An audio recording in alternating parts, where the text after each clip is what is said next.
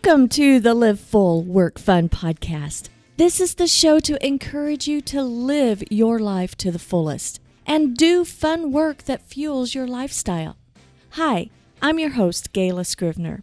Every week, you'll be introduced to amazing guests, useful resources, and inspirational stories. You'll discover opportunities and perspectives to shape your version of living full and working fun. Hi there, and welcome to the show. If this is your first time here, I am so glad you're joining me for the very first time. Thanks for checking out the show. And if you're returning, welcome back. It's always great to have you here. Are you a part of the Live Full, Work Fun community yet? If not, be sure to hop over to Facebook and join the Live Full, Work Fun group. Now, we're midway through February, right? And statistics show that most people who set New Year's resolutions have already ditched them by now. What a sad state of affairs. But that's just kind of what happens. One of the top resolutions has something to do with weight loss, doesn't it? I mean, perhaps it's because of all the overindulgence of goodies during the holiday season. I'm going to be honest with you. I struggle with eating healthy. I want to go for quick and easy. And in this phase of my life, I'm not in the mood to want to cook. I just don't. And around the holidays, Robert and I got into this really unhealthy habit. We really got into the habit of really binging on way too many treats, namely ice cream.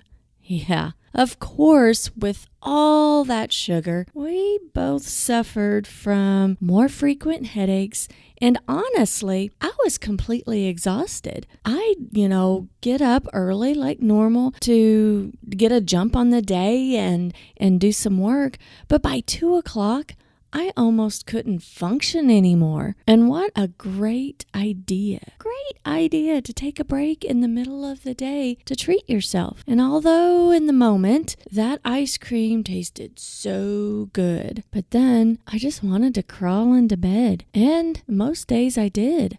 I was just a zombie in the afternoon and early evening. And truth be told, when we feel that way, we all know what's going on with our bodies. Robert and I knew that what was making us feel so terrible. Yet, we kept up with our terrible ice cream habit we had developed. And when we finally said enough was enough, we simply omitted our ice cream runs. And once we took that action, a world of good happened. We had some good energy, and I didn't have a constant headache, which was amazing. Health and wellness is an area that I really don't excel in.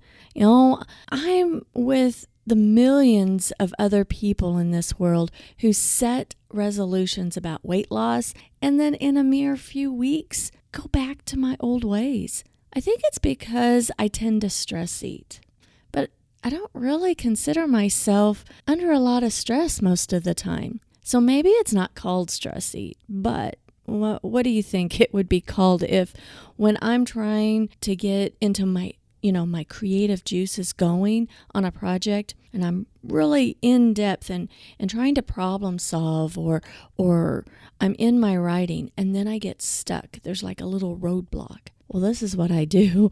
I get up from my computer and walk over to the fridge or to the cabinet and grab something to eat. But here's the thing. Sometimes I realize that I've gotten up from my computer dozens of times within like an hour. I could trick myself by saying, I'm getting my exercise by going over across the room to going to the cabinet. Yeah, right. When it comes to health and fitness, even though I don't excel in being perfect about my diet and exercise program, I'll stumble and I'll get into some really sugary habits. But I do try not to be off the wagon for too long. really, in the whole grand scheme of things, what's the point of creating a fun work environment and a full lifestyle when you feel crappy? Part of living full is feeling good, right? Well, last year I attended a networking meeting and had the pleasure of meeting today's guest. Danielle Brooks is owner of Real Wellness. She did a presentation in that meeting that I attended, and I absolutely loved her perspective and energy about wellness. I wanted you to meet Danielle because what I learned that day when I met her and heard her presentation was truly helpful, because Danielle helps others achieve their wellness and weight loss goals without this warped diet mentality. Her lifestyle that she's created for herself to live full and work fun through her wellness journey is truly inspiring. Once more, what we eat plays a big part of how our lifestyle shapes out. Danielle sure does help others live a full and fun life. Well, here's my conversation with Danielle.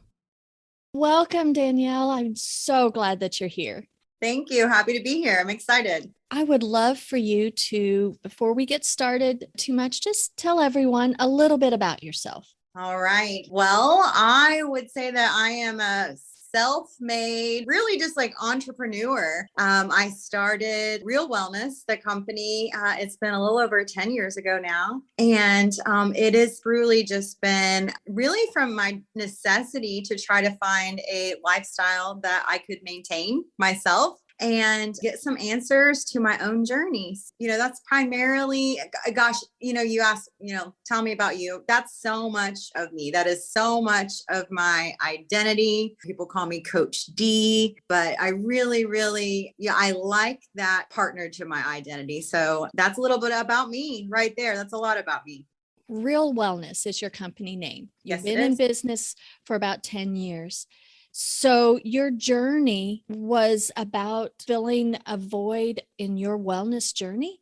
Absolutely. It was a completely unexpected one, actually. I grew up as an overweight child. I don't even remember exactly when I knew it, but I do have a memory of like being in kindergarten or something and asking my mom how to poach an egg, because I think I saw it on TV and I felt like I needed to lose weight. And so, I don't know exactly the age I associated with the timeline and where I was living and stuff like that. So I think it's around that time. So if that gives you any idea about how deeply embedded concerns about my weight and things were, growing up, I was still extremely active, but I was like that girl that in the cheerleading uniform, I had to get the special size. I had to get the special size ordered, the special uniform, so there's some stuff that went with that. I was, like I said, I was still active. I really enjoyed sports as well.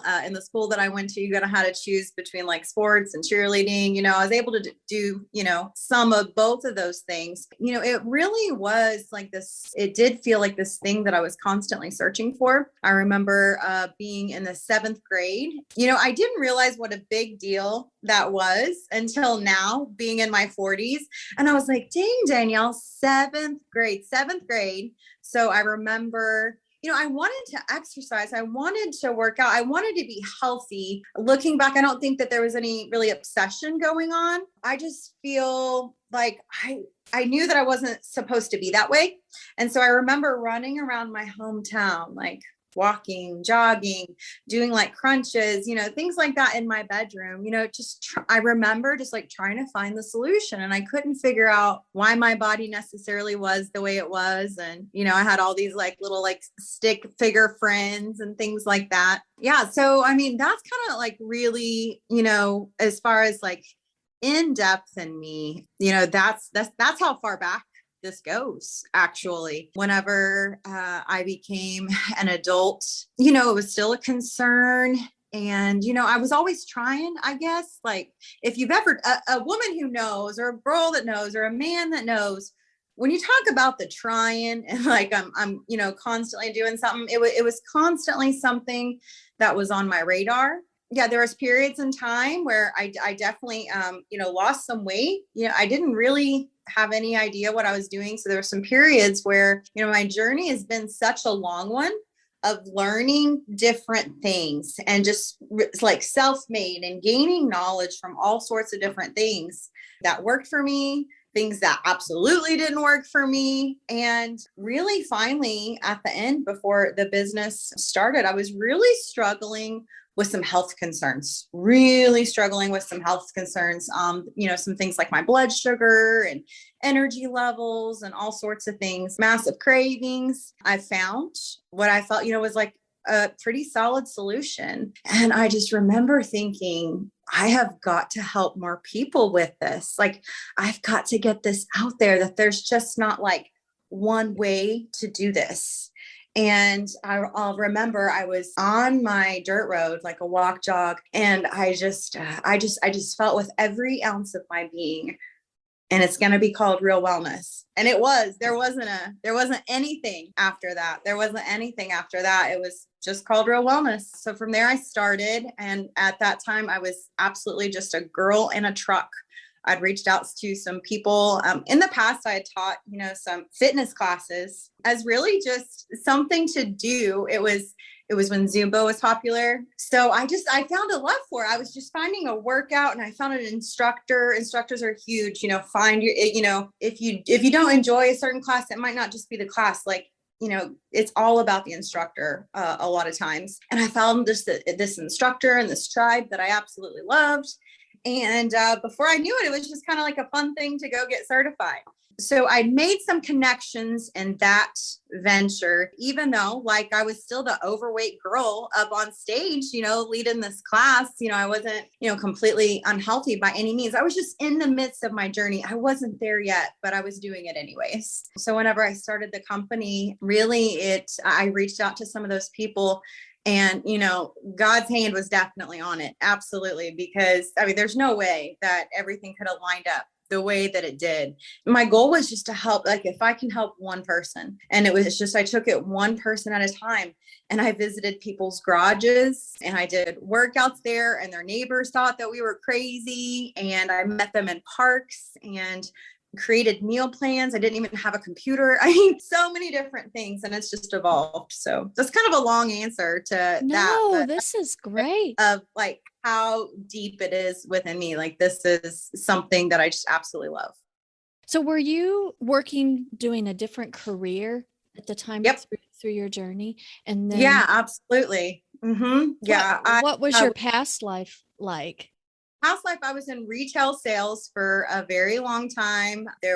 Started from there in college in the cell phone industry, when the cell phone industry really just started booming. So I worked my way up a couple different companies, did some multi-unit positions there at the end.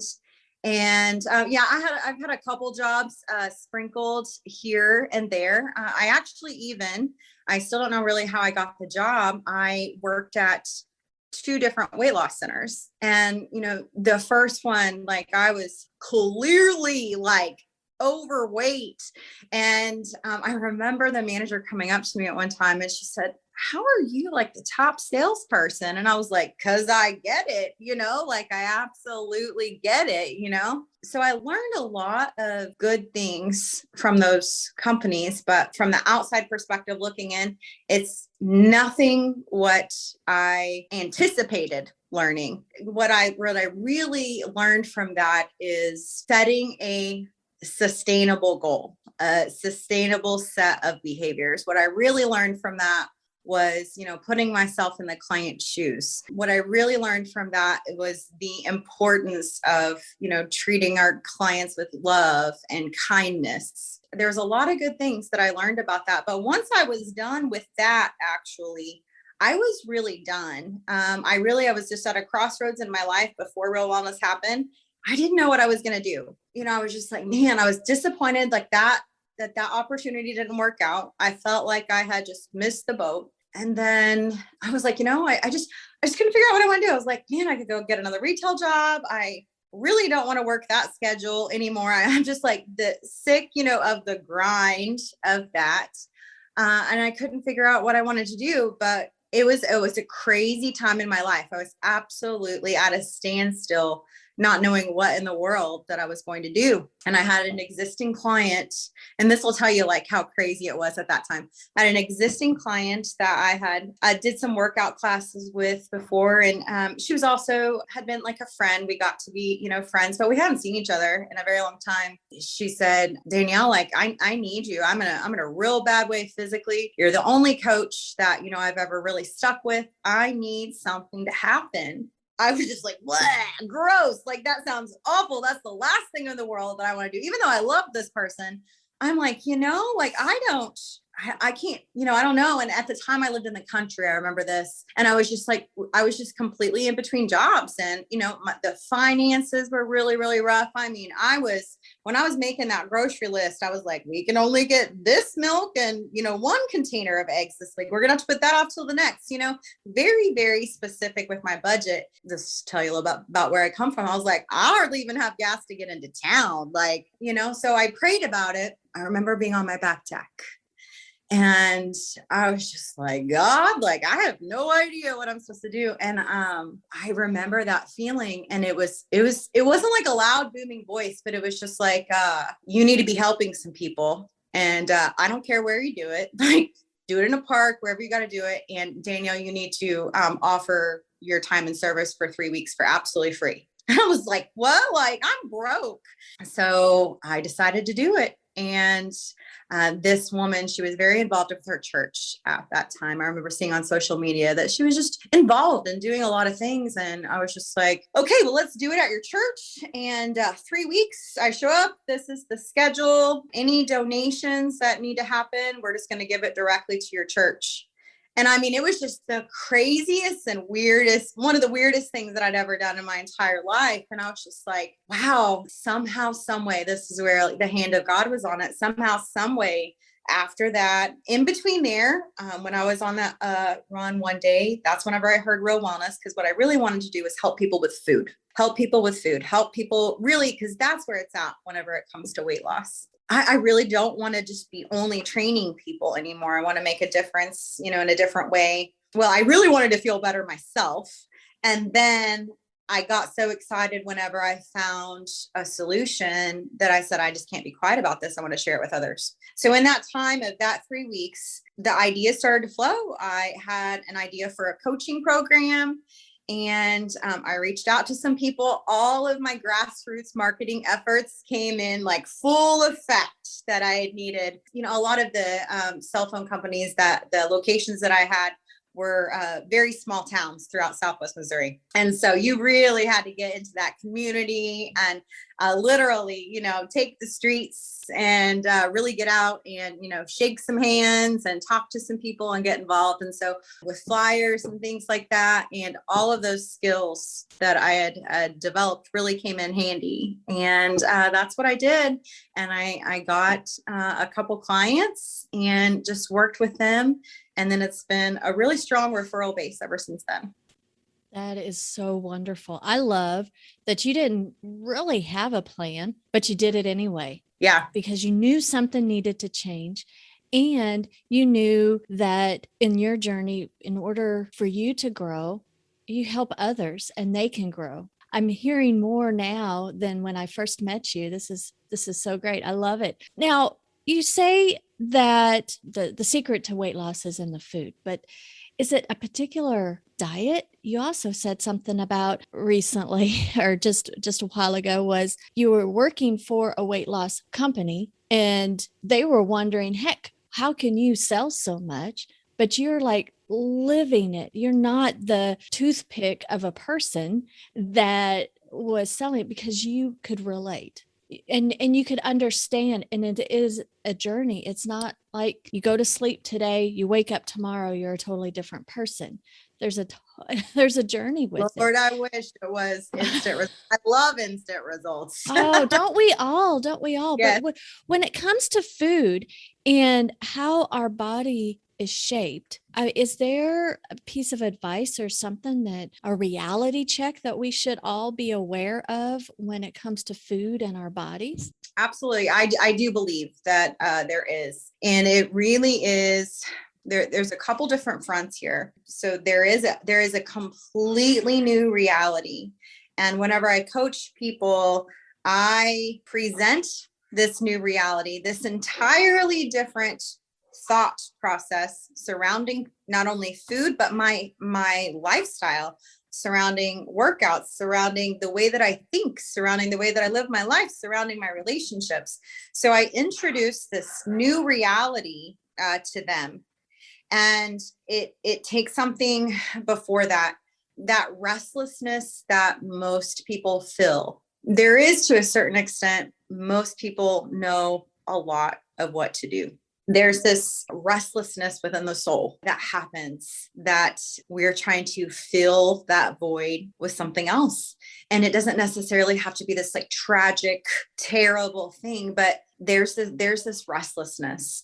And so I find whenever, real wellness is based upon food, faith, and fitness. Faith is really the only thing that's unique there. There's not any specific religion or anything like that. It's, we're trying to grow our conscious contact with God. It's definitely a very spiritual movement. And whenever I can get to that place where everything's okay, that it's not good, it's not bad, like I can feel that contentness, that stirring eases, every decision is just a little bit more, easier to do. Every single one, no matter if I'm going to work, my relationships, if I'm able to complete my intentions, for the day, everything just kind of slows down and it all becomes a little bit easier.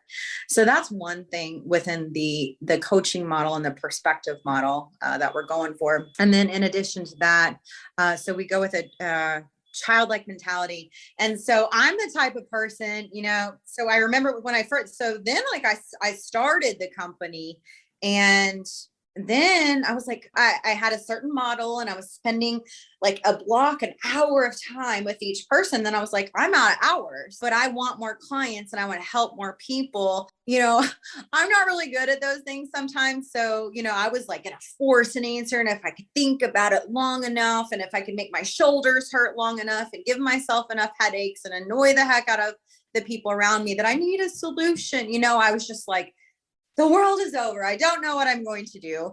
Then it finally came to me how to run it a different way. And then as far as my time, but I still hadn't solved that problem because I was making meal plans for people and they were extremely successful. So I was like, but I can't make like 500 meal plans a week because I'm catering to some very specific needs for clients, which I love to do. I love to do that. And I still do that. But I wanted to influence and be able to help more people and get some people some more relief. And I was sitting in church one day and there was a reading, and it was somewhere, it was somewhere in Matthew. And it was the disciples talking to Jesus. And I don't know, I have like a different narrative whenever it comes to reading the Bible. Like it makes me laugh. And I imagine the disciples going up to Jesus and they're like, hey man, like who's going to be the greatest in the kingdom of heaven? Because like they all wanted to be like his right hand man and be like right up there on, with him, like props, that's the way that I imagined it. And who's going to be the greatest in the kingdom of heaven? And then Jesus said something to the extent of, whoever makes themselves as little as a little child will be the greatest in the kingdom of heaven.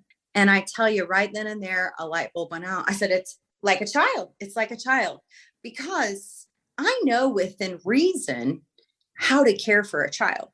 Absolutely. I know that kid should probably wake up and they should have a breakfast, and they're going to have a lunch that maybe I'm going to be packing a sandwich and some baby carrots and an apple. And then they can have an after school snack. They can have, a reasonable dinner that includes bread, God forbid, and, like a pork chop. I always had applesauce with my pork chops and some green beans, and it really hit me because I was, struggling with my weight, and I would tell my kids like, okay, you can have some cookies, 2 cookies after dinner. I could parent them, no problem. But whenever it came to myself, I would be literally in the kitchen hiding from my own children, like eating like 6 cookies at a time when I'm like, you can have 2, so I already knew the answer. I realized then that I didn't know that I had the answer all along. And so whenever it's just such a mom thing to do, like, they want a snack. I'm like, oh, sure, have an apple. I don't want an apple. Like, are you kidding me? I don't want an apple. That doesn't sound good to me. But I know what to do. And I know that it's no problem for a kid to have pizza. They can do it every now and then. And I know that it's no big deal for a kid to go to a birthday party and have some cake. No problem. Like, that is not detrimental. And so whenever I started to take this perspective, this change in my own life, everything really started to line out. But it did take a lot of thought perspective. I'd have to do a lot of pretending in my head. I'm super dramatic. I had to dramatize it as well. I was just like, okay, so Jesus put a kid on your doorstep, and there is this note that said, hey, Danielle, like, I need you to take really good care of this kid. This needs to be a healthy kid, but they need to be well-rounded and balanced. That's a big job, because if I'm being truthful, sometimes I had to imagine other people's kids, because there's times that I'm like, sure, absolutely, have whatever you want. Just let me do this, like, there's been those times. So I'd be like, okay, if it's somebody else's kid, our lives get really crazy. And, we have a lot of things going on. So once I took this childlike manner and down to, it was a lot of like thinking processes and getting into my own self-talk. And I would just throw out these crazy examples. Well, what if Susie Q was sitting in third grade, and would we want her to be comparing herself or to feel less than these other girls? Absolutely not. Absolutely not. But then why, as an adult, do I find myself comparing myself to other people? So it really applies to everything when it comes down to fitness. A kid goes to school, and is it going to be healthy for them? If we're trying to create this well-rounded kid, we're not going to say, hey, yeah, and then go ahead and come inside and sit and play Xbox for 5 hours at a time and yell at the screen. We can clearly say, hey, kid, you probably need to get outside and go ride your bike or take a walk, or let's throw the ball. And so we can see so easily when a kid should be moving, but yet our lives have just been set up so differently now that lots of work is, sitting down a lot and indoors. And, then I ride in my car, and then I go sit at the next place, and then I go sit, in front of my computer, then I'm attached to my phone, and then I'm in front of the TV. And it's so busy too, that, there's that important time for play for kids that adults just don't get. So I think that you're picking up what I'm throwing down, that every aspect, relationships, food, my self-talk, my fitness, there wasn't one thing that I could see that didn't fall into a childlike mentality. And then I have had some clients that go, well, what if I don't have kids? And I would say, and they're good citizens, people, everything like that. I said, I have no doubt in my mind that if I was to give you that note from Jesus, say it was passed to me and I pass it to you, and then I give you my kids, and if you understand the assignment, that there's no doubt in my mind that you're going to be able to find that balance. It's just reasonable. I love that philosophy. When we're kids, we want to hurry up and grow up and be able to do whatever we want, whenever we want. But really, in our adulthood, we need to parent ourselves and make things reasonable instead of overdoing it or underdoing something. We need to be well-rounded adults. We try to raise well-rounded kids. I see how changing the self-talk really, really helps. And the best way that I do it is in coaching. I will have clients close their eyes, and I will imagine that 12-year-old little girl. She doesn't even necessarily have to be you. Go there.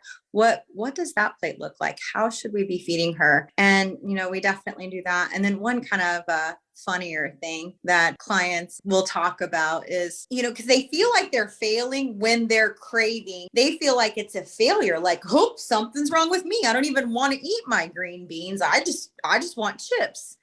And then when we talk from the childlike mentality, I'm like, well, duh. Like, don't you think that kids complain about eating their vegetables all the time? Wouldn't they rather eat a chip instead of this fruit or vegetables? And then all their judgment, you can kind of see it, you can feel it, if we're on the phone, this realization like, oh, I don't suck. Like, I don't suck. Everybody is craving these things. Just because we're craving it doesn't mean that it's a personal failing by any means. So that's one big, it just, it releases the pressure for people to help them see that they're not as jacked up as they think they are.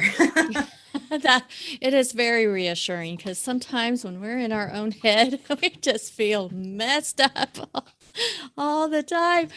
I know that you started out with one-on-one coaching and helping folks. You still have a few openings for one-on-one coaching, but there's only, like you said, so many hours in the day. You've changed or added additional things to your business model. You have a private coaching community access. Well, what's that all about?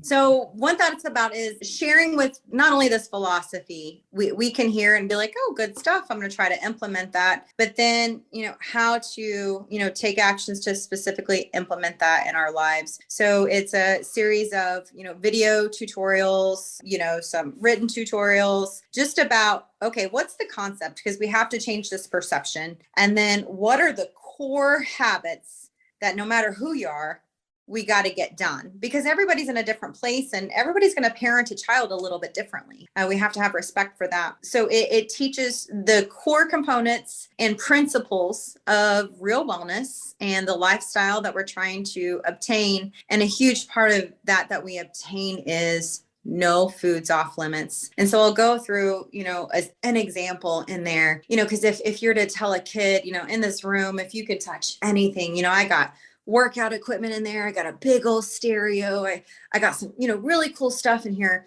but just don't touch this red R. Touch everything else. There's a TV over there, whatever you want. What's that kid thinking about? Touching the red R. Yeah.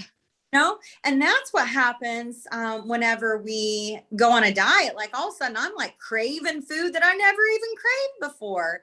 And I'm eating just all sorts of junk just because I'm like, I can't have it. And so we really focus on that the no foods off limits mentality in the training. And then we help functionally to set up, what does this meal plan look like? And again, there's no like right or wrong way. I'm going to, really kids should be having well-rounded meals. And so you're going to have some protein source. You're going to have some carbohydrate source. You're going to have some vegetables. We're going to put in like, maybe your thing is Oreos. Okay. Because every kid has different taste buds. So we're going to maybe pop in a couple Oreos here. We take you through how to do that and how to set this up yourself. Then you get launched into, right now we have a private Facebook community that's, it's blowing up. It's pretty cool. And so it's a community of people that are all posting their meal plans, posting their workouts. I go in often and I do live coaching. We'll run different challenges, things like that. Never a weight loss challenge. Never, ever, ever a weight loss challenge. Actionable behavioral challenges. Like right now we are in a 17-day change your brain challenge. It's a very specific, easy to do morning little snapshot morning routine that we're working to change our perception and how we see things. And so there's several different tactics and things I've learned along my journey and just kind of put them all together. It's been really cool. So we'll just do things, or, we'll have a water Wednesday where we're all trying to drink 100 ounces of water. This last weekend, everybody was showing pictures of them taking on a walk. I said, let's see pictures of those feet out walking outside. And, so when you're sitting on your couch, I don't know if you're like me, I'm sitting on my couch and then I happen to scroll across and I see like 12 different feet go across my screen of all these different people that are doing the deal and getting up. I feel inspired. Being a part of a community and feeling inspired was extremely important to me in my weight loss journey. I remember, I don't know if you remember the show Biggest Loser. Do you remember that? And then I just remember when I was like, I just can't do this anymore. I don't want to do this, or I know I need to work out, or I know I need to do this. And I would put on certain inspirational parts of that show. I'd watch it like 20 different times, throughout the years, and I would save that. So for me, knowing that I needed to be inspired and, kind of use somebody as my role model is important. So we're having different guest speakers that come into our group. So many great things. Like you get the legit stuff, like here's a recipe, or here's a meal plan. Here's some ideas for workouts. Here's the coaching, the philosophy. It's a really cool community. I love that. And before starting the community, you were geographically tied to Southwest Missouri. Correct. Now you've opened up your whole world and you're helping so many people. Yeah. Outside of, and geography has nothing to do with it now. To be honest with you, I started it probably about 5 years, but I was fearful. I really didn't necessarily believe in it yet until whenever I started to coach people and talk, I realized that everybody is just a bunch of stalkers along a lot of the times, because they'll be like, so-and-so, their post really helped me, or this post that you did. And I mean, and there's like 6 likes, you think that you made no impact whatsoever by saying this stuff. And then when you really start to reach out or, make some phone calls, it's really impacting a lot of people. And so that's really fired me up to really continue to push this thing. And it's definitely grown. Well, that's interesting that you say that. When you were reluctant, maybe you thought, hey, no one's really seeing my stuff that I'm putting out on social. Maybe I'm not as technically inclined and things like that. What if I offer value? I mean, value. I mean, there was tons of fear. What if I, don't offer value? What if they roll their eyes whenever they see my post? I mean, promoting social media is different. Whenever you hear crickets, that's an opportunity for you to get in your own head. You know what I'm saying? Taking a different level of confidence, just really, just connection, with my inner being, to be able to feel, to take the mindset that it's so much not about that these are the things that helped me. These are the things that I needed. These are the things that I watch for whenever I have other mentors and coaches in my life, because I definitely need that. And just recognizing like, oh, that really helped me. What if somebody actually, is looking at my posts or looking at my community, and they'll be like, I really needed that. It really and you're not sharing, holding out on what you really can show value to other folks. And I love that you said, though, that sometimes you do get crickets and we tend to go inside our own head, but we really don't know, because the numbers won't tell us how many people we're truly impacting. Because people may not like, share, and comment, but you've made a positive impact on their life. It's interesting. Our world, our communication world, it's interesting. You just don't know who you're impacting. Actually, from a coach, because I do believe that the most successful people have coaches in their way in their life, some form or fashion. And I learned that from a coach, that he had a similar community, but he would just make calls. He would choose, say that there was, 400 people in his community. He'd say, well, this week I'm just going to call 10 people, and I'm going to check on Danielle, or I'm going to check on so-and-so, and really touch base. Yeah. So for any other, business owners or anybody that runs sort of a community like that, that's one thing that's really impacted me, is to help make that a habit. I mean, they even just love people, really love text too. And to shoot some text messages too is a really good way to stay connected. Yeah, I love that. That is great advice. And it goes exactly with real wellness. You're being real. And in all the social media and the content marketing stuff, being real and being personable and building those relationships, it's not how many, like thousands or millions of followers you have. It's the followers and the relationships you build you don't have to have a huge community to have a thriving and growing business. I love how you serve your community and how you care for everybody in your community. That is awesome. What has been your biggest struggle that you have overcome in starting and building your business? I would say fear, number one. Fear, absolutely number one.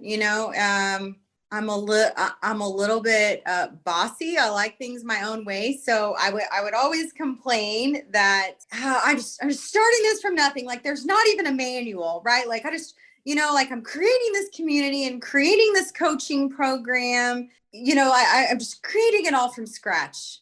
But the truth of it is if there was a manual, I'd be like, and this ain't right, this ain't right. Like I'd be like, let's maybe look at doing it this way, So I would say really it mirrors so much of starting the businesses that I would take the next step, even if I couldn't see that whole staircase, and then that next action is either going to lead me to, something else to go this way or to go this way. But it was just to continue to take the next step. As far as in the coaching world, coaching people, I learned a really, really, really big lesson. It's probably been, it was whenever it was been the first couple years that I started. And that biggest lesson is I don't do diet bets or any sort of weight loss challenges. To see what people did, including myself, was a whole nother level. Absolutely nuts. So, because everybody's common, like, hey, I want to lose some weight. I want to lose some weight. I want to lose some weight. And so I remember creating this challenge, and it was in the month of May, and it was a 5% challenge, lose 5% of your body weight. And we had all these things. Everybody was backed up truly with all the right stuff. Okay. Like, this is a meal plan and this is workouts. And then we had ways to measure and track the progress. I mean, we had it going on. Like in the gym, we had different little thermometers that people would fill and color in as they were getting closer to their goal. Everything was fine. And it usually is fine. And I've done similar things, but this is the one that really stuck out. And I said, never, ever, ever, ever again. And so so it was lose 5% of your body fat in the month of May. And like I said, everything's fine. And everybody, we had meal plans, but they were really geared towards weight loss. And it just seemed like the best idea. By about week 2, everybody, including myself, started to crumble. Like binging on some food, completely overeating, and then overworking out the next day. Like I'm going to go on a really long walk, or I'm going to, do this workout and do this later, or I'm going to skip this meal and this meal. Then everything just became wild after that. But their hearts were still all in the right place. Everybody was just genuinely cheering other people on and genuinely trying to do the right thing. And by the end of it, we were all lunatics, absolutely lunatics. Even our bodies had stopped losing weight. They were in just such stress. And there were several people, including myself, that would be like, let's just have this smoothie. Like, we were just trying to hit the goal, like we thought that we were doing a good thing. And so from that, and like I said, that's been, probably 8 years ago or so, because that was just like, it was just supposed to be fun. And it turned into a nightmare. I learned that number one, it's very important in weight loss that we never do anything that we can't sustain for the rest of our lives. There's no point. That's number one. And then number 2, no diet bets, no weight loss challenges. Anybody knows that I need to measure my behaviors. And at that point, then I'm going to get the outcome. So if I've hired a coach and I know, okay, these behaviors are X, Y, Z, if I clearly don't know exactly what that behavior is, and I need a community, or I need a coach, or I need an example, just an example, some influence to say, these are the behaviors. So like one behavior that is a part of the lifestyle, the childlike mentality, is just say no to second helpings. I have a lady that hired me, and that was the biggest thing that we focused on. She lost weight quick because at dinner, it was just the next helping, because we're all like stressing from the end of the day. So we focus on these behaviors, and then we get our outcome. Like, I'm not going to say, hey, I'm going to be a millionaire tomorrow, and I'm going to, come up with this great speech of, I'm just so excited and I'm so passionate about that. And I'm going to wake up tomorrow being a millionaire. No, I have to take very specific action in which to do so and have habits set in place. And then I can measure some outcomes at that. But most people jump on the scale and they're just constantly measuring outcomes.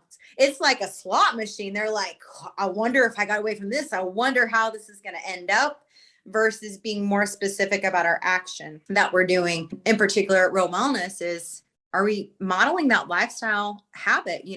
I am not going to beat myself up because, I had a cupcake that wasn't on my plan, finding the balance, because we would never do that to a kid. Right. That is so wonderful, Danielle. And how can we become a part of your community, and how can we stay connected with you? The best way to reach me right now is on my business Facebook page.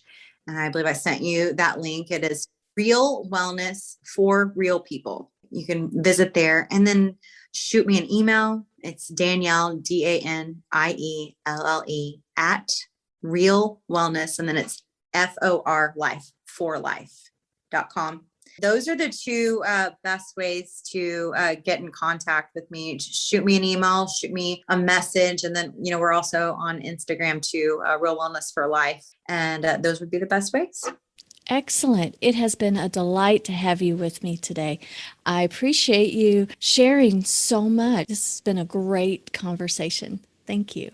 Thank you for having me. I've enjoyed it. Well, thanks for joining me today. Be sure to scroll down in the show notes for the links to connect with Danielle. I wanted to focus on something. Danielle said something that I really liked as it pertained to growing her lifestyle business. She said she took the next step, even though she couldn't see the whole staircase. I think that's so important. We must move forward even though the whole path isn't laid out for us. That's what makes life a wonderful adventure, right? To make discoveries as we take each step. I also liked her take on framing our food choices in a childlike manner. Of course, I wouldn't want my grandson to eat ice cream as often as what Robert and I were doing at the end of last year. It's not to say that I'd never want to give him ice cream. He deserves a treat once in a while. But for heaven's sakes, not in the huge helpings and as often as Robert and I were doing. So why am I doing that to myself? Let's continue this conversation. Why don't you hop over to Facebook and share your biggest takeaway from today's episode in the Live Full, Work Fun Facebook group. I hope you enjoyed the episode, and I'd love for you to do me this itty-bitty favor. Please share this episode with at least one person who you think may find it helpful and enjoyable. Just text them the link. Well, thanks again for listening. Until next time, have a fantastic week. Live full and work fun.